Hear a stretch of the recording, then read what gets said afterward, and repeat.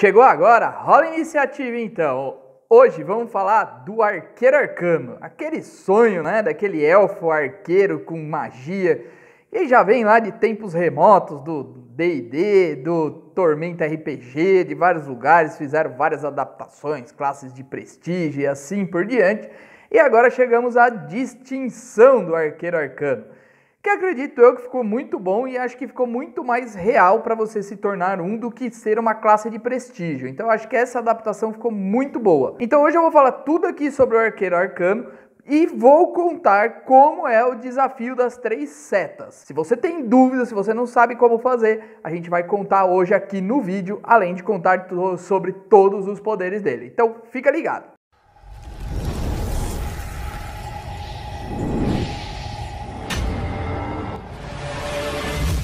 Bom, os arqueiros arcanos na Guerra Infinita entre elfos e hobgoblins eram o que fazia normalmente a grande diferença para o lado dos elfos, porque eles conseguiam juntar tanto combate quanto magia, e aí eles acabavam praticamente com qualquer estratégia dos hobgoblins em combate, porque eles tinham muito poder de ataque e conseguiam equilibrar aí com as estratégias, as máquinas de guerra, coisas desse tipo que os hobgoblins bolavam.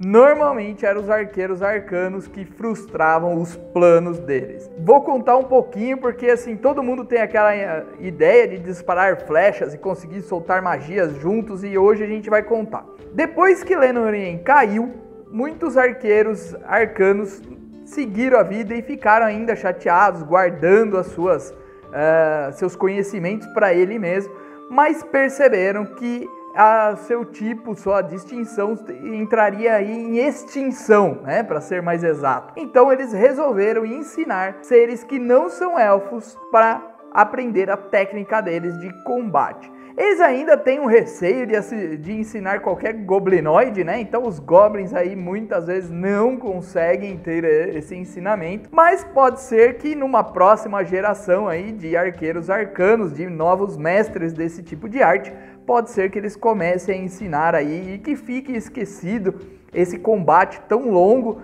mas ainda naqueles que viveram esse combate, a mágoa ainda corrói o coração deles, então muitas vezes eles não aceitam goblinoides. No caso para jogadores, seria mais ligados aos goblins, que são a raça jogável que nós temos por enquanto. Então dificilmente ele seria aceito por um deles. Bom, se você curtiu o vídeo em algum momento, deixa aquele like para dar uma força pra gente e se inscreva aí no canal também para estar ajudando, aciona o sininho para receber o conteúdo. Fica ligado que eu vou contar aí todo o segredo aí dessa admissão aí através das 3 setas, tá bom? Então fica ligado aqui no canal. Bom, para começar, para você poder fazer parte da distinção, assim como as outras, você precisa ter a admissão dentro dela. E essa admissão ocorre dentro do jogo, não ocorre fora. Então é necessário que você cumpra alguns objetivos dentro do jogo, além de você ter os pré-requisitos, tá bom? Então é importante na criação do seu personagem você já visualizar esses pré-requisitos do que você pretende ser, para você já colocar no seu personagem, e aí durante o jogo você conseguir passar o que tem necessidade para poder ser admitido. É muito importante que você converse com o seu mestre sobre essa sua intenção de pegar essa distinção, para que ele também possa colocar na história a possibilidade do que você precisa cumprir dentro do jogo para que você se torne um arqueiro arcano e que não fique aquela coisa forçada, ó, agora eu tenho tudo, então beleza, você já se tornou um arqueiro arcano. Não, ele pode criar a história que vai se desenvolver para o grupo em cima dessa intenção sua. Bom, a admissão começa pelo primeiro ponto, você precisa encontrar um mestre arqueiro arcano e chamar a atenção dele. E chamar a atenção, não estou querendo dizer que você vai ter que chegar lá e falar, eu quero ser seu discípulo e ok, ele já vai te aceitar. Não, ele precisa ver que você é apto tanto na arquearia quanto nas magias arcanas. Então, dentro do jogo, você precisa demonstrar que você tem aptidão com isso daí e que isso impressione o mestre suficiente para que ele queira treinar vocês. Mas assim, a grande maioria não faz o treinamento de goblinoides, como eu já falei antes, devido aí à guerra sem fim, que teve um fim, né? Porque a ferida ainda está aberta em tudo isso que está ocorrendo. Então, dificilmente um goblinoide consegue ser aceito. Bom, tem uma etapa inicial, que é o desafio das 3 setas, que consiste em ele entregar um arco, 2 flechas e você atingir um alvo que está no alcance, no limite do alcance médio, que tem uma defesa 20, 3 vezes. E eu vou contar qual que é o segredo para vocês, mas ainda vou contar um pouquinho mais dessa etapa inicial antes de contar isso para vocês. A etapa inicial ainda pode envolver, para os mais rígidos, que você durante todo o teste ainda tenha que recitar o nome dos arqueiros arcanos ativos ainda em Arkham, ou seja, quando ele é um pouco mais rígido.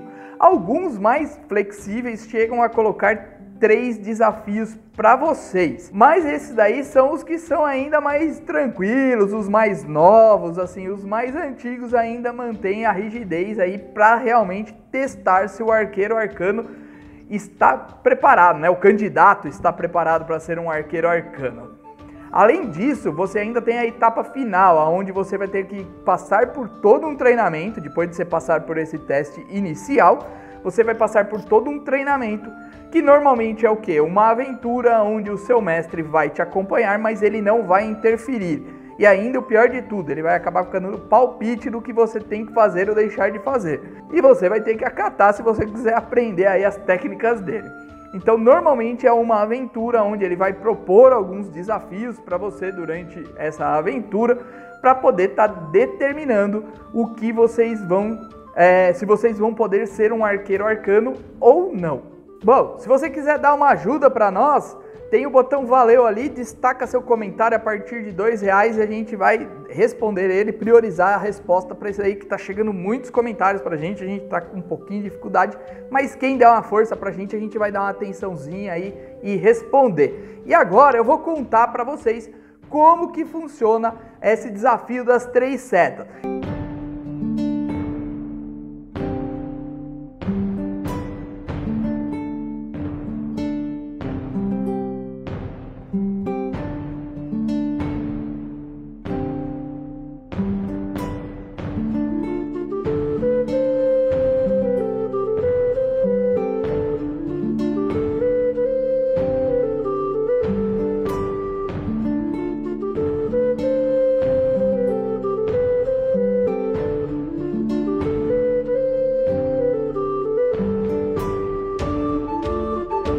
E essa é a maneira que você precisa fazer para conseguir passar pelo desafio das 3 setas. Bom, agora a gente vai para os poderes do arqueiro arcano. O primeiro e mais importante é o arco arcano.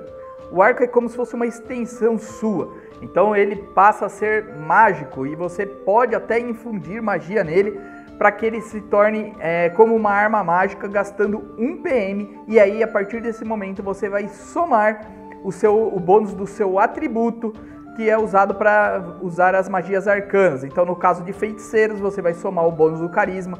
No caso de magos, você vai somar a sua inteligência, além de qualquer outro bônus que você venha a ter. Você precisa gastar 1 PM e aí fica válido pela cena toda.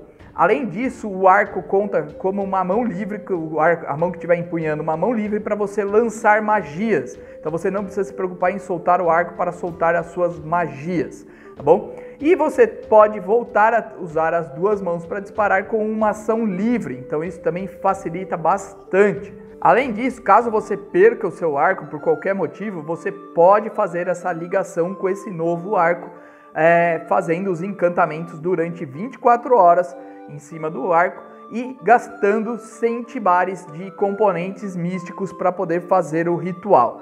Além disso, você precisa ter habilidades mágicas, ser treinado na perícia misticismo e pontaria e ter o foco em arma em qualquer arco. São pré-requisitos básicos para você poder pegar esse poder. Bom, o próximo poder é chuva de flechas. Você pode gastar 2 PMs e pode disparar um número de flechas, além da que você já disparou, igual o seu bônus de atributo para as magias arcanas. Novamente, inteligência para magos, carisma para feiticeiros. Então, se você tiver um mais 4 ali, você consegue disparar até mais em 4 inimigos diferentes. Você vai rolar o dado para ver se acerta cada um deles e você vai rolar o dano uma única vez, que daí vai valer para todos que você acertou.